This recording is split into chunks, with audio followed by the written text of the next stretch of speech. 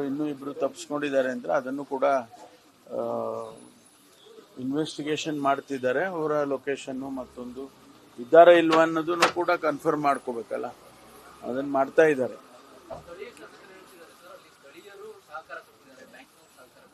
ಅದೆಲ್ಲ ಇನ್ವೆಸ್ಟಿಗೇಷನಲ್ಲಿ ಗೊತ್ತಾಗುತ್ತಲ್ಲ.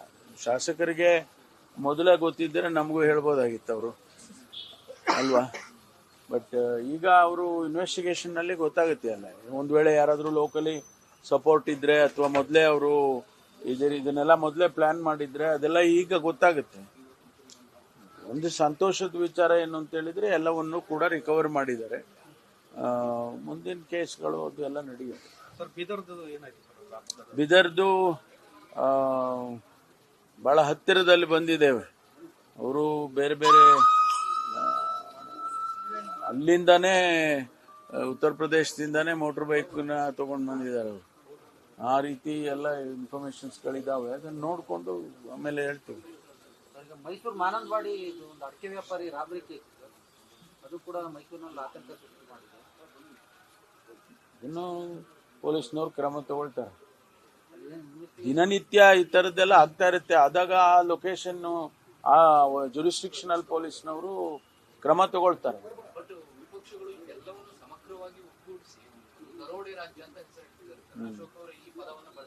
ಹೌದು, ಅವ್ರ ಕಾಲದಲ್ಲಿ ಯಾವ ರಾಜ್ಯ ಇತ್ತು, ಅವರು ಸರ್ಕಾರದಲ್ಲಿದ್ದಾಗ ಯಾವ ರಾಜ್ಯ ಇತ್ತು ಅಂತ ಅದನ್ನು ಹೇಳೋಣ.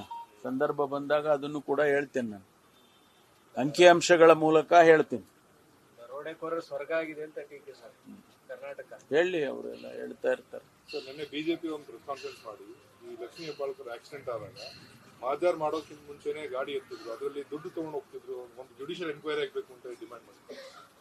ಗೊತ್ತಿಲ್ಲ ಅದೆಲ್ಲ ನಮಗೆ.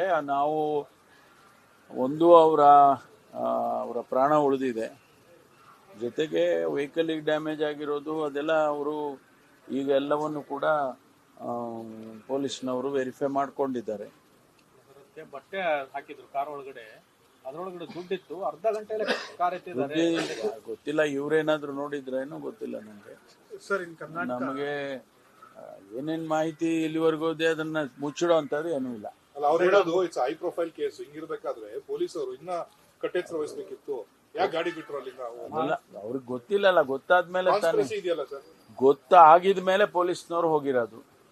ಗೊತ್ತಾಗಿ ಆಕ್ಸಿಡೆಂಟ್ ಆದ ತಕ್ಷಣ ಗೊತ್ತಾಗಿದ್ದಿದ್ರೆ ಪೊಲೀಸ್ನವರು ಇಮಿಡಿಯೇಟ್ ಆಗಿ ಹೋಗಿ ಅಲ್ಲಿ ಅವ್ರು ಹೋಗೋ ಅಷ್ಟರಲ್ಲಿ ಅವರು ವೆಹಿಕಲ್ಲು ಇದು ಮಾಡಿದೆ, ಅವ್ರನ್ನು ಆಸ್ಪತ್ರೆಗೆ ಕರ್ಕೊಂಡು ಹೋಗಿದ್ದಾರೆ. ಇಲ್ಲಾಂದ್ರೆ ಪೊಲೀಸ್ನವರೇ ಅವ್ರನ್ನ ಆಸ್ಪತ್ರೆಗೆ ಕರ್ಕೊಂಡು ಹಾಜರು ಮಾಡೋಕ್ಕಿಂತ ಮುಂಚೆ ಕಾರ್ ಎತ್ಕೊಂಡು ಹೋಗೋದು ಅಥವಾ ಸಾಮಾನ್ಯವಾಗಿ ಮಾಡಲ್ಲ. ಅಲ್ಲಿ ಅದನ್ನೆಲ್ಲ ಮಾರ್ಕ್ ಮಾಡಿ ಹೆಂಗಾಗಿದೆ, ಆಕ್ಸಿಡೆಂಟ್ ಹೆಂಗಾಯ್ತು ಅಂತೆಲ್ಲ ರಿಸ್ಟ್ರಕ್ಚರ್ ಮಾಡ್ತಾರೆ. ಸಾಮಾನ್ಯವಾಗಿ ಮಾಡೋದಿಲ್ಲ. ಈ ಕೇಸ್ನಲ್ಲಿ ಮಾಡಿದ್ದಾರೆ. ಯಾಕೆ ಮಾಡಿದ್ದಾರೆ ಏನು ಅದನ್ನೆಲ್ಲ ವೆರಿಫೈ ಮಾಡ್ತಾರೆ ಪೊಲೀಸ್ನವರು. ಇಟ್ಸ್ ಅನ್ MLC ಕೇಸ್ ಅಲ್ವಾ, ಮೆಡಿಕೋ ಲೀಗಲ್ ಕೇಸ್ ಆದ್ರಿಂದ ಅವರು ವೆರಿಫೈ ಮಾಡ್ತಾರೆ. ಹೌದು, ಅವರು ಇದ್ರು ಅಂತಾನೆ ಇಷ್ಟು ಇಂಪಾರ್ಟೆನ್ಸ್ ಬಂದಿದೆ, ಅದಕ್ಕೆ ವೆರಿಫೈ ಮಾಡ್ತಾರೆ. ಬಿಜೆಪಿ ಆರೋಪ ಮಾಡೋದು ಕೂಡ ಒಳ್ಳೆ ಕಥೆ ಆಯ್ತಲ್ರಿ. ಅವ್ರ ಆರೋಪ ಮಾಡ್ತಾನೆ ಇರ್ತಾರೆ.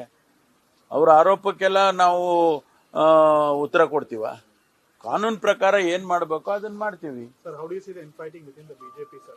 Where Sriramulu had made a statement that he was